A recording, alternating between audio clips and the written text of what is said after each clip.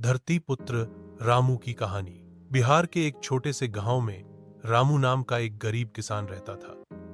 उसके पास थोड़ी सी जमीन थी जो उसके दादाजी के जमाने से चली आ रही थी। बारिश के भरोसे खेती करता था और जो उपज होती उसी से अपने परिवार का पेट पालता। रामू मेहनती था, लेकिन किस्मत उसका साथ नहीं देती थी।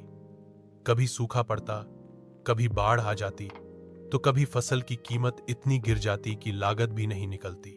साहूकारों से कर्ज लेना पड़ता और ब्याज चुकाने के लिए फिर से खेत गिरवी रखने पड़ते। एक साल तो ऐसा आया कि लगातार 3 बार उसकी फसल बर्बाद हो गई। घर में खाने को अनाज नहीं था, बच्चों की पढ़ाई रुक गई और बीमार पत्नी के इलाज के लिए भी पैसे नहीं थे।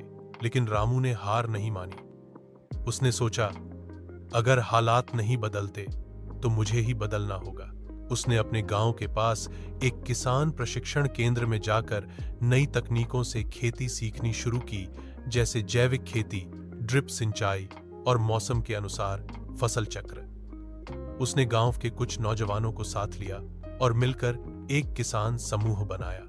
इस बार उसने रासायनिक खाद की जगह गोबर और वर्मी कंपोस्ट से खेती की। धान के बजाय कम पानी में होने वाली दालें और सब्जियां उगाईं।